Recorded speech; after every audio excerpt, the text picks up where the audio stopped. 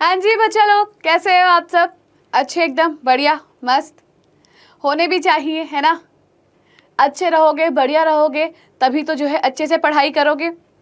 अच्छे से पढ़ाई नहीं करोगे तो भाई एग्जाम में क्या लिखोगे?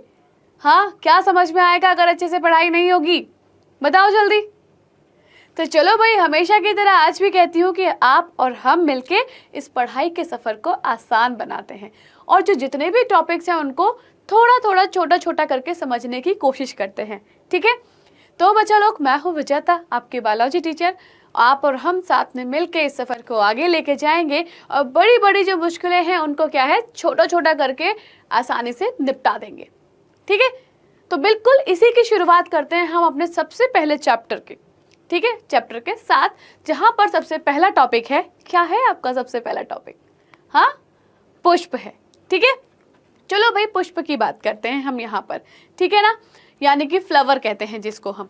तो आज हम थोड़ा बहुत जो है फ्लावर के बारे में एक ओवरव्यू ले लेते हैं, जानते हैं कि भाई इस जो फ्लावर है यानी कि जो पुष्प है इसकी संरचना कैसी है, कौन कौन से पार्ट आ जाते हैं इसमें जो बहुत ही इंपॉर्टेंट रोल प्ले करते हैं आगे निषेचन में। ठीक है, चलो फिर थोड़ा थोड़ा करके समझ लेते हैं फटाफट से। सबसे पहले हम बात करते हैं भाई, ये देखो, जब पुष्प की बात आ रही है तो एक पुष्प का ख्याल आते ही हमारे चेहरे में सबसे इजी सा जो एग्जाम्पल आता है यही आ जाता है। दिखने में भी इतना खूबसूरत है और जब इसका एक्सपेरिमेंट करते हैं हम लोग प्रयोगशाला में या प्रयोग करते हैं इसका हम, ठीक है, तो भाई तब इसको काटने पीटने में भी बहुत मज़ा आता है क्योंकि बहुत आसानी से इसके सारे पार्ट क्या हैं, अलग हो जाते हैं, है ना। तो चलो इसी फूल के साथ इस सेशन को हम आगे बढ़ाते हैं और समझते हैं कि इसके सारे के सारे पार्ट चीख चीख के हमें बुला रहे हैं और कहते हैं कि तुम लोग मुझे समझते क्यों नहीं हो? क्यों नहीं समझते हो मुझे? तो चलो फिर इसको समझते हैं भाई, बिना किसी देरी के। आ जाओ फटाफट से। हाँ, लेकिन आगे बढ़ने से पहले अपने दोस्तों को बोल दो यार, जब अपना भला करना है तो दूसरों को क्यों नहीं करना है? दूसरों से मतलब अपने दोस्तों का। ठीक है, a friend in need, a friend in deed, सुना है ना। दोस्त वही है जो समय पे काम आए। ठीक, तो भाई उनका भी थोड़ा सा भला कर दो ताकि वो भी आके इस पुष्प की संरचना को समझ लें। बहुत इंपॉर्टेंट टॉपिक है, एग्जाम में इससे रिलेटेड कुछ ना कुछ आता ही आता है। ठीक है, चलो फिर आगे बढ़ जाते हैं, है ना। बात करते हैं पुष्प की। चलो इसकी एक संरचना बनाते हैं। जब मैं फूल की संरचना बनाने से पहले यहाँ पर आपको बताना चाहूँगी कि एक पुष्प है, इस पुष्प को क्या है, 4 भागों में डिवाइड किया जाता है। ठीक, 1, 2, 3 और 4। ठीक है, 4 भाग हो गए। 4 भाग मतलब 4 मतलब वैसे तो 2 भागों में विभाजित करेंगे, लेकिन वो जो 2 भाग हैं उन दोनों में 2-2 चीज़ें आती हैं। ठीक है, तो वो यहाँ पे समझेंगे कि जो फूल है उसमें 4 ऐसी कौन सी चीज़ें हैं जिससे मिलके ये पुष्प बनता है। तो सबसे पहली चीज़ जो है वो क्या है हमारे पास? हाँ, सबसे पहली चीज़ हमारे पास आती है, बाह्य दल आ जाती है। ठीक है, जिसको हम क्या बोलते हैं, कैलेक्स बोलते हैं। ठीक, बाह्य दल आ गई सबसे पहले हमारे पास। दूसरे नंबर पे जब मैं बात करूंगी तो दूसरे नंबर पे क्या आती है हमारे पास? दूसरे नंबर पे हमारे पास दल आ जाते हैं। ठीक है, कोरोला।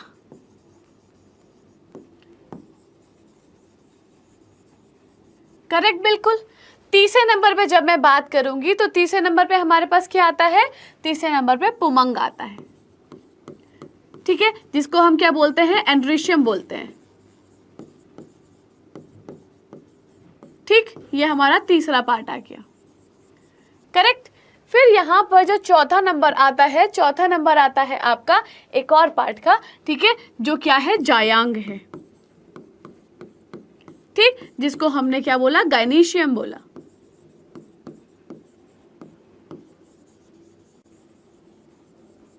ठीक, जिसको हमने गाइनीशियम बोला। तो ये जो पुष्प होता है इसमें ये 4 भाग होते हैं जो बहुत ही इंपॉर्टेंट रोल प्ले करते हैं। ठीक है, बहुत ही महत्वपूर्ण होते हैं। एक भी पार्ट को छोड़ दोगे तो फूल बेचारा बेकार हो जाएगा, यूजलेस है फिर वो। ये चारों के चारों क्या है, बहुत ज़्यादा इंपॉर्टेंट है। तो जब मैं बाह्य दल की बात करती हूँ, इसकी बाह्य दल की बात कर रही हूँ और दल की बात कर रही हूँ, तो ये क्या होते हैं, ये होते हैं इसके सहायक अंग। ठीक है, क्या होते हैं ये इसके? सहायक अंग कहलाते हैं। देखो सहायक से मतलब ही क्या हो गया? सहायक से मतलब हेल्पर, है ना, जो किसी चीज में हेल्प कर रहे हैं। सहायक मतलब जो हेल्प करते हैं। हम कहते हैं ना सहायता करता है, ये सहायता करती है, या तुम मेरी सहायता कर दो, मैं तुम्हारी सहायता कर दूं, तो क्या हम एक दूसरे की हेल्प कर रहे हैं। तो ये जो बाह्य दल है और ये दल है, ये क्या कर रहे हैं? एक पुष्प की मदद करने का काम करते हैं, जो हम आगे समझेंगे अभी। ठीक, फिर जब मैं किसकी बात करती हूँ? मैं बात करती हूँ भाई साहब, कौन सा कलर उठाएं यार यहाँ पे? चलो व्हाइट उठा लेते हैं। जब मैं बात करती हूँ पुमंग और जायांग के बारे में, ठीक, तो ये क्या है? पुमंग की जब मैं बात कर रही हूँ तो पुमंग क्या है? ये आपका नर भाग है, ठीक है, जिसमें क्या आ जाते हैं आपके, हाँ क्या है ये? नर भाग आ जाता है, ठीक है, एंथर आ जाते हैं। फिर जब मैं जायांग की बात करती हूँ तो ये क्या है? आपका मादा भाग है, ठीक है, जिसमें आपका क्या आता है? स्त्री केसर आ जाता है इस तरीके से, ठीक है, ये आपका स्त्री केसर आ गया, करेक्ट, बिल्कुल। चलो फिर ये जो पुमंग और जायांग है, यानी कि एंड्रीशियम और गाइनीशियम है, तो ये क्या काम करते हैं भाई? ये क्या है? इसके आवश्यक अंग बोल सकते हो इनको, है ना, आवश्यक अंग बोल सकते हो इनको, या फिर क्या बोल सकते हो? लैंगिक अंग बोल सकते हो, लैंगिक अंग, करेक्ट।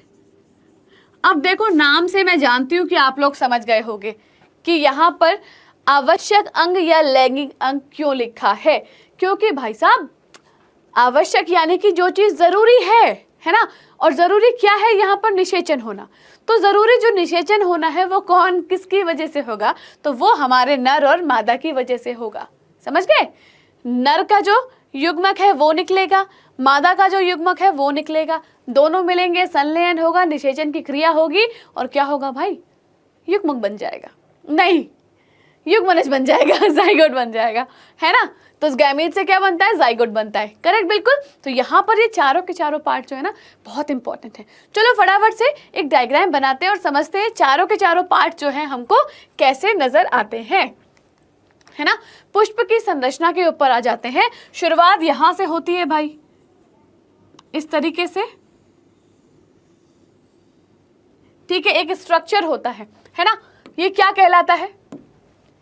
ये आपका यहाँ पे जो ये स्ट्रक्चर है वो क्या कहलाएगा आपका? ये आपका होता है पुष्प वृंत, ठीक,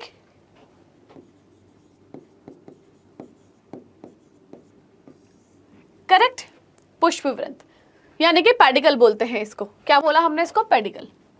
ये किससे जुड़ा होता है? ये जुड़ा हुआ होता है भाई पेड़ की टहनी के साथ, ठीक। उसके ऊपर ये जो एक और संरचना है जो इस तरीके से पाई जा रही है, ये क्या है? ये पुष्पासन है। पुष्पा झुकेगा नहीं साला, वो वाला पुष्पासन नहीं है, ठीक है, ये है पुष्प का आसन यानी पुष्पासन, जिसको हमने क्या बोला? थैलेमस, ठीक है। ये पुष्प का आसन है, जो पुष्प है इसी के ऊपर विराजता है, ठीक है। देखो दिखाती हूँ कहाँ पर, ये लो, ये, ठीक है, यहाँ पर ये संरचना होती है इस तरीके से, ऐसे करके यहाँ पर, ठीक है ना। ये है पुष्पासन, ये पुष्प क्या है? इसी के ऊपर विराजने का काम करता है, यानी कि थैलेमस। इसके ऊपर क्या होती है? इस तरीके से ये पत्तियां निकली हुई होती हैं, बड़ी खूबसूरत सी होती हैं, लेकिन ये हरे रंग की होती हैं, बहुत ही खूबसूरत होती हैं, ठीक, ये हरे रंग की होती है। ये क्या काम करती है? जो पुष्प की पत्तियां होती हैं उनको सपोर्ट देने का काम करती हैं, ठीक है, उनको क्या करती है? सपोर्ट देने का काम करती है। और क्या कहते हैं इनको हम? इनको हम कहते हैं बाह्य दल, करेक्ट। क्या है ये? बाह्य दल है। अब इस बाह्य दल के ऊपर ना बहुत ही खूबसूरत सा भाग होता है, बहुत ही खूबसूरत सा, इस तरीके से, जो भाई हमें अपनी तरफ क्या करता है? आकर्षित करता है, ठीक, बहुत ही खूबसूरत सा भाग है। ये जो भाग है क्या कहलाता है? ये कहलाता है दल, ठीक है। क्या कहलाएगा? ये दल कहलाएगा, करेक्ट। चलो इसके बाद क्या होता है? इसके बाद यहाँ पर एक इस तरीके से संरचना बनी हुई होती है, ऐसे करके, ऐसे करके ये एक संरचना ये आपकी ऐसे आ जाती है, ठीक है, आ गई। इसको हमने क्या नाम दिया? इसको हमने नाम दिया भाई स्त्री केसर, यानी कि इसको हमने क्या बोला? पिस्टल, ठीक है, पिस्टल बोला इसको हमने, ठीक। फिर इसके बाद यहाँ पर एक और संरचना निकलती है इस तरीके से, पुष्प में इस तरीके से निकलती है। इसको हमने क्या नाम दिया? पुंकेसर। हाँ, पुंकेसर बोला इसको हमने, ठीक है। अब यहाँ पर भाई बात ये आ जाती है, क्या बात आ जाती है? हाँ, कि जब ये जो बाह्य दल है, ये जो बाह्य दल है, जब ये संख्या में एक होता है, अगर ये संख्या में एक है तो क्या कहलाएगा? ये बाह्य दल। लेकिन अगर ये एक से ज्यादा है, एक से ज्यादा है तो यहाँ पर दल लग जाता, पुंज लग जाता है, तो ये क्या बन जाएगा आपका?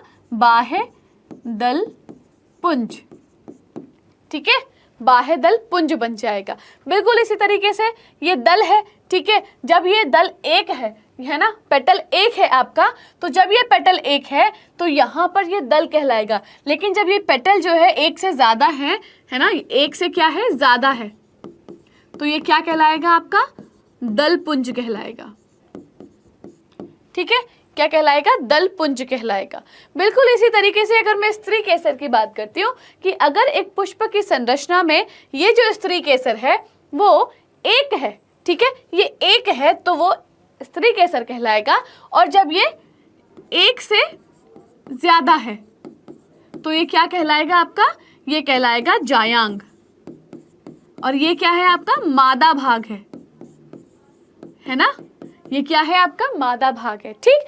बिल्कुल उसी तरीके से अगर मैं पुंकेसर की बात करती हूँ, तो ये जो पुंकेसर है अगर संख्या में एक है तो पुंकेसर कहलाएगा, और अगर ये एक से ज्यादा है तो क्या कहलाएगा? ये तो ये कहलाएगा आपका पुमंग, ठीक।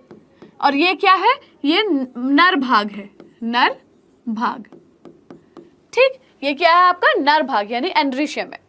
तो ये है हमारा पुष्प की एक बहुत ही खूबसूरत सी संरचना, ठीक है। अब इनके देखो कार्य की बात सुनो। अगर मैं पुष्प वृंत की बात करती हूँ तो ये टहनी के साथ जुड़ा हुआ होता है ना, और पूरे के पूरे फूल का जो वजन होता है इसी के ऊपर होता है, राइट।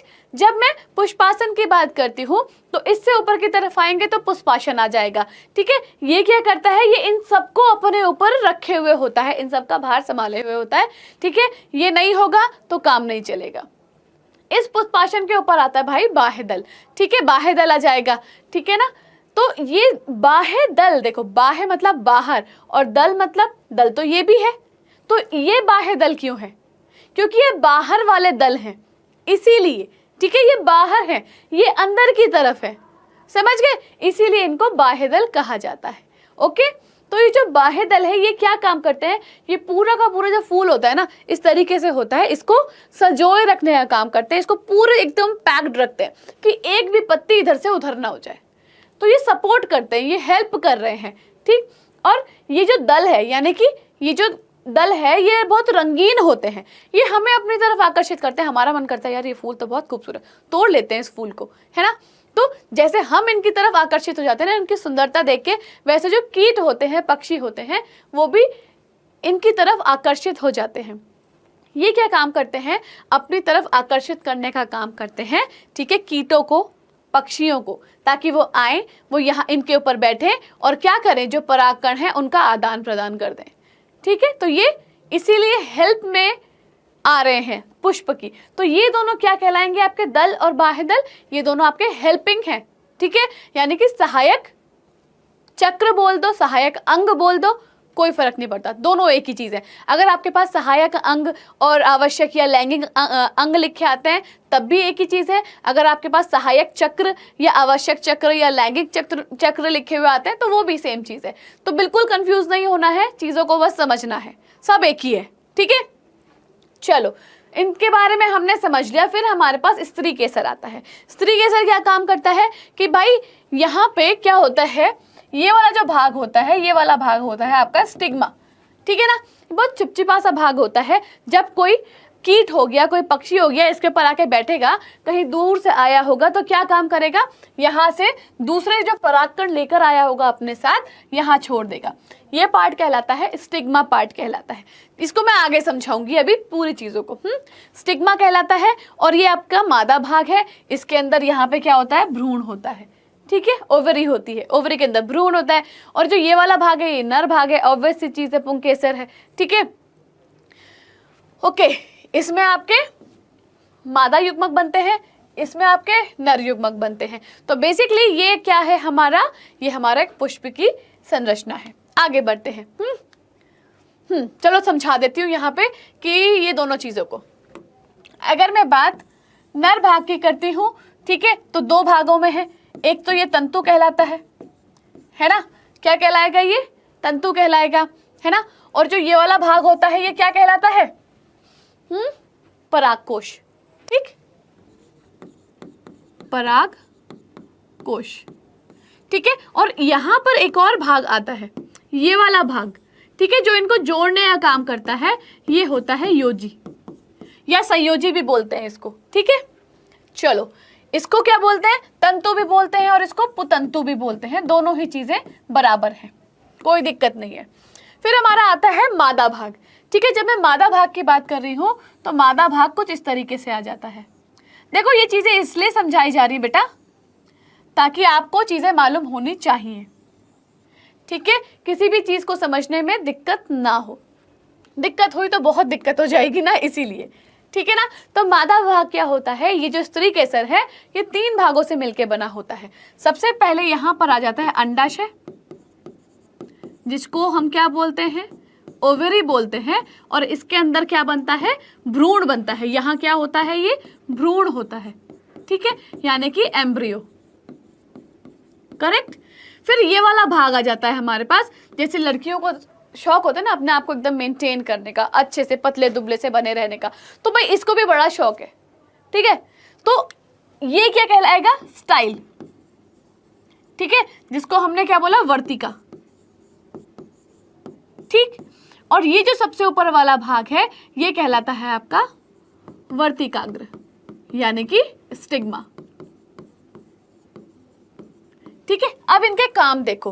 अंडाशय जो होता है वो भ्रूण को कैरी करने का काम करता है, कि भ्रूण इसके अंदर होगा और जो कुछ भी होगा उसका लालन पालन पोषण जो कुछ भी होगा सब यही होगा। और जो नर युग्मक होता है वो यहीं आके मिलता है मादा युग्मक के साथ, ठीक।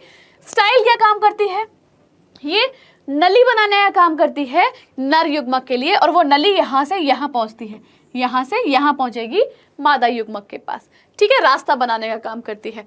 और वर्तिकाग्र का काम क्या है कि भाई ये देखो, नाम से ही पता चल रहा है ना, स्टिग्मा, यानी कि कुछ चीज स्टिक कर रही है, चिपक रही है यहाँ पे। तो जो पराग कोश वो होते हैं परागकण, तो जो पराग क्या करते हैं, वो पराग यहाँ आके चिपक जाते हैं, ठीक है, चिपक जाते हैं, है ना। क्योंकि यहाँ पे क्या होता है, कुछ चिपचिपा सा, कुछ पीला पीला सा कुछ मौजूद होता है, ठीक है। तो जब आप कभी ऐसे छुओगे ना, तो आपको वो चिपचिपापन महसूस हो जाएगा। परागकण यहाँ आए, यहाँ से अंदर आए, स्टाइल ने क्या किया, उसके लिए नलिका बनाने का काम किया, ठीक है। और क्या हुआ, वो यहाँ जो अंदर भ्रूण मौजूद यानी मादा युग्मक था उसके साथ जाके मिल जाता है फिर। तो ये क्या है, आपकी पुष्प की संरचना है। अब बताओ, ये 2 चीजें सब बच्चों को क्लियर हो गई है ना, आ गई समझ में ना। चलो, बहुत बड़ी बात है, बहुत बढ़िया बात है, बहुत बढ़िया बात है। आगे बढ़ जाते हैं। अयो, ये तो गड़बड़ हो गई भाई। चलो, इसको नेक्स्ट पेज पे डाल देंगे हम, कोई दिक्कत नहीं है ना। ये क्या आ गया, हमारा बाह्य दल आ गया, ठीक है। तो जब मैं बाह्य दल की बात करती हूँ, तो बाह्य दल क्या होते हैं, 2 प्रकार के होते हैं, ठीक है। बाह्य दल क्या आपके 2 प्रकार के होते हैं। एक तो संयुक्त होते हैं, ठीक, संयुक्त बाह्य दल, ठीक है ना, ये संयुक्त बाह्य दल हो गया है आपका, ठीक। और दूसरा क्या होता है आपके पास, दूसरा होता है पृथक बाह्य दल, ठीक है, पुष्प,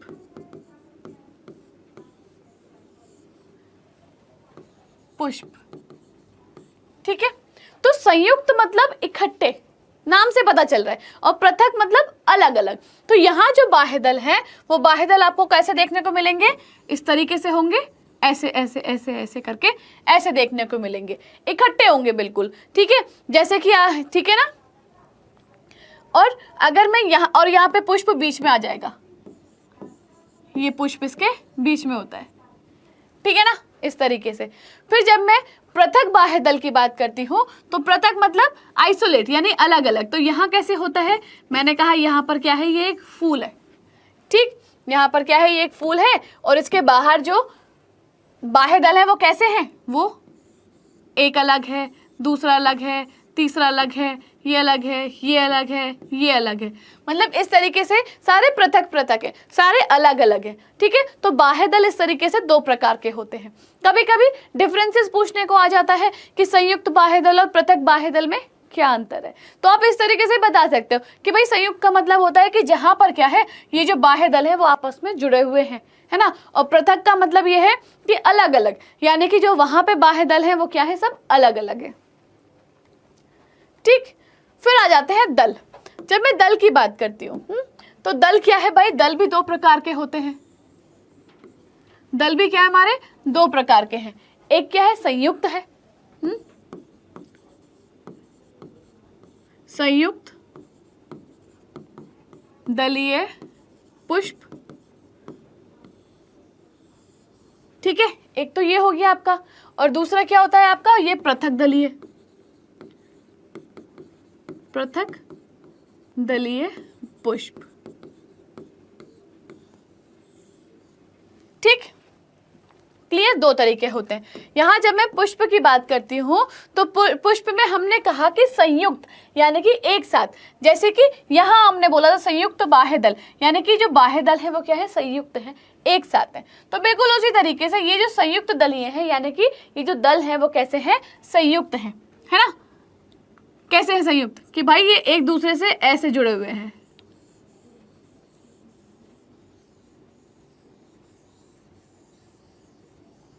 ठीक है, एक दूसरे से इस तरीके से जुड़े हुए हैं ये। ठीक, जब मैं पृथक की बात कर रही हूं तो पृथक में मतलब एक एक जो दल है, एक एक जो पत्ती है फूल की, वो अलग अलग है। कैसे अलग अलग है, ये आपका फूल है इस तरीके से। ठीक है, ये क्या है, सारी पत्तियां अलग अलग हैं। अगर आप इन पत्तियों को अलग अलग करना चाहोगे तो बड़े आराम से ये पत्तियां क्या है, अलग अलग हो जाएंगी। ठीक है ना, तो पृथक में इस तरीके से आ जाता है। सारी चीजें शॉर्ट में इसलिए समझाई जा रही है, एंड टाइम पे बिल्कुल रिवीजन करने का टाइम नहीं होता है कि आप पूरा का पूरा पढ़ो। तो यहाँ पर ये छोटी छोटी चीजें होती हैं जो रिवीजन करने में ना बहुत ज्यादा मदद करती हैं, और सच्ची मानो मजा भी बहुत आ जाता है जब ऐसे चीजें समझ में आ जाती है एक छोटे से रिवीजन के साथ। ठीक है, तो यहाँ पर ही आ जाते हैं आपके दल। दल के बाद आपके पास आता है भाई पुष्प दल विन्यास। ठीक है, तो यहाँ पर पुष्प दल विन्यास पुष्प कली में उस चक्र या अन्य इकाइयों के सापेक्ष बाह्य दल अथवा दल के लगे रहने के क्रम को पुष्प दल विन्यास कहते हैं। यानी कि जो पुष्प दल विन्यास है वो क्या है, जो पुष्प कली में उसी चक्र की अन्य इकाइयों के सापेक्ष बाह्य दल और दल का जो लगने का क्रम है, कि बाह्य दल कैसा है और जो दल है वो कैसा है, दोनों एक दूसरे के साथ कैसे लगे हुए हैं, वो जो होता है ना वो क्या कहलाता है, क्रम पुष्पदल विन्यास कहलाता है। प्रमुख प्रकार क्या है इसके, कोर स्पर्शी है ना, व्यवर्तित, कोर छादी और वैक्सिलरी। ठीक है, ये इसके मेन है। चलो देख लेते हैं, फटाफट से बना लेते हैं, देखते हैं क्या है ये। तो सबसे पहले बात करती हूं मैं किसकी, सबसे पहले हमारे पास क्या है, कोर स्पर्शी। तो कोर स्पर्शी क्या है, इस तरीके से आ जाता है ये। ठीक है, ऐसे, इसको हम क्या बोलते हैं, कोर स्पर्शी, कोर स्पर्शी। ठीक है, वेलवेट एस्टिवेशन इसमें होता है। ठीक है, वेलवेट एस्टिवेशन इसमें होता है। कैलियोट्रोपिस इसका एग्जाम्पल है। ठीक, फिर मैं दूसरे की बात करती हूँ। दूसरा क्या है, देखो हमारे पास, हाँ, व्यवर्तित। दूसरा क्या है, व्यवर्तित। तो व्यवर्तित की बात करती हूँ तो व्यवर्तित कैसे होता है, एक ऐसे आ गया, दूसरा मतलब एक अंदर एक बाहर, इस तरीके से। ठीक है ना, एक अंदर एक बाहर, ये कुछ ज्यादा ही दूर चला गया ये।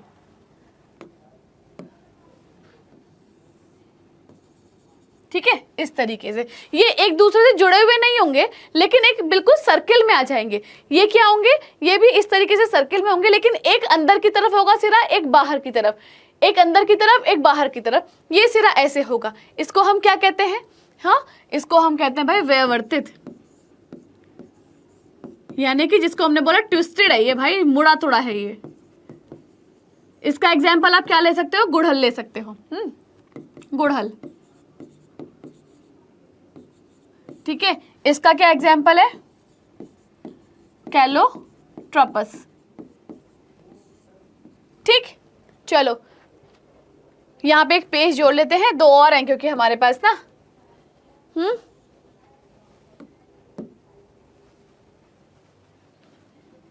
फिर हमारे पास क्या आ जाता है, कोड़ छादी आता है हमारे पास, राइट।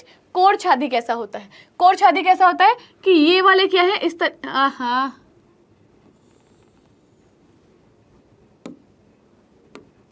इस तरीके से, ये क्या है, ये ऐसे अंदर आ जाएगा, है ना। फिर ये वाला इस तरीके से आ जाएगा, ये वाला ऐसे आ जाएगा, ठीक है, इस तरीके से। तो ये क्या कहलाएगा आपका, कोड़ छादी, ठीक है।